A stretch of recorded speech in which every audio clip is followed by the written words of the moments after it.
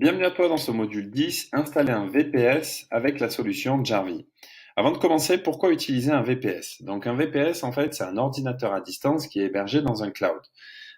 Cet ordinateur à distance, il vous permet d'être connecté vraiment H24 et de laisser tourner le cas échéant la solution Jarvis qui sera installée dessus H24. Évidemment, c'est pas ce qu'on cherche parce que si on le fait, on risque d'être bloqué.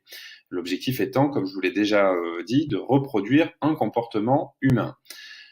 Donc l'avantage en fait du VPS, c'est surtout que si vous avez beaucoup de comptes à gérer, donc que vous gérez aussi bien les comptes Facebook, Instagram, etc., etc., vous avez la possibilité de migrer tous ces comptes au travers de Jarvis sur ce fameux VPS et du coup éviter les blocages potentiels, car comme vous le savez, une IP type, donc l'IP de connexion, est souvent basée sur un ensemble de comptes, mais on va dire plutôt 4-5 comptes sur la même IP. Si vous mettez 10 comptes sur une IP, voilà, sur la même IP, donc compte Facebook par exemple, si vous avez 10 comptes différents, à un moment donné, ça risque d'être bloquant évidemment. Raison pour laquelle il est préférable de faire le setup d'un VPS. Et c'est comme ça que nous, on fonctionne. Donc, je vais vous montrer, nous, comment on utilise le VPS et surtout quel VPS on utilise au quotidien. Donc là, on est sur la plateforme AWS, donc Amazon Web Service. Et pourquoi je vous montre cette plateforme? Parce que tout simplement, il y a la possibilité au travers donc, de Amazon Web Services, donc AWS, d'avoir 12 mois gratuits pour un VPS à distance. Donc il faut savoir que c'est plutôt une offre qui est très très très très bien. Pour faire ce qu'on a à faire, en tout cas, c'est très simple et c'est très facile à mettre en place. Donc, c'est vraiment la super alternative. Vous avez d'autres solutions, comme par exemple OVH, mais c'est des solutions qui sont payantes, où vous n'avez pas forcément cet hébergement d'un an qui est offert. Donc, ça veut dire que là, on fait le setup une fois et après, on est tranquille pendant 12 mois. Donc, je vous invite à créer votre compte. Donc voilà, je viens de créer mon compte. Je suis donc sur l'interface AWS.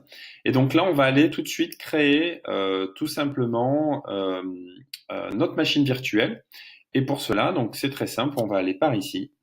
Et on va avoir du coup différentes propositions que AWS va nous proposer au niveau des univers. Comme vous pouvez le voir,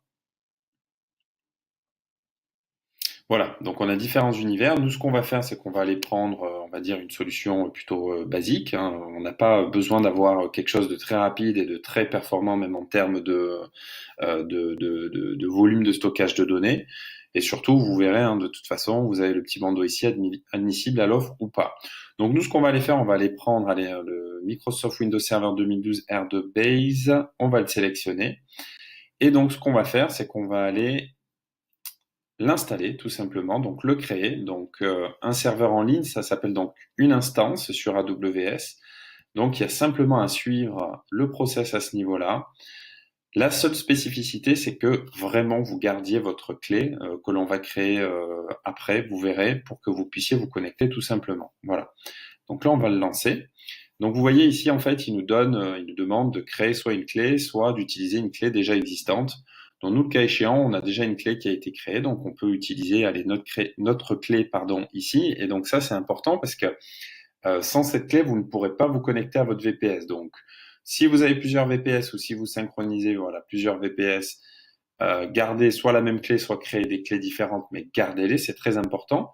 Parce qu'après, on doit en fait les décompresser, entre guillemets, les décrypter pour avoir un mot de passe vraiment spécifique. Donc, là où on a généré par exemple la Jarvis 3, je reconnais blablabla, ok, choisir une paire de clés existantes, on lance les instances, pardon, ok, et donc on fait afficher les instances. Donc là, il est en création, comme vous pouvez le voir ici.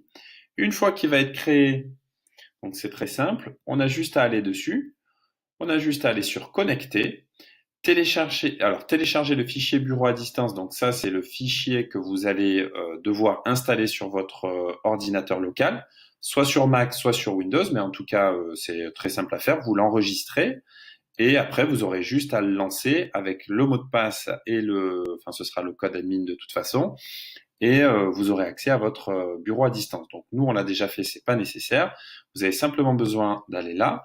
Au niveau donc du mot de passe, donc là, comme je vous disais, il faut le décrypter. Donc vous allez ici, vous loadez le fameux fichier que vous venez d'enregistrer.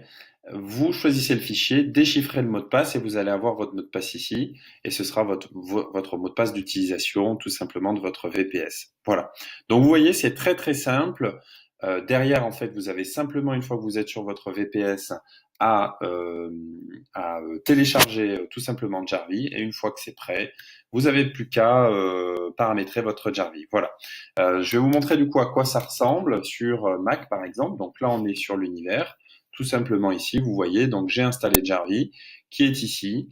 Et on va passer du coup à la partie la plus intéressante, c'est du coup le setup de Jarvis. Donc on se retrouve tout de suite pour le module qui suit. Merci à tous.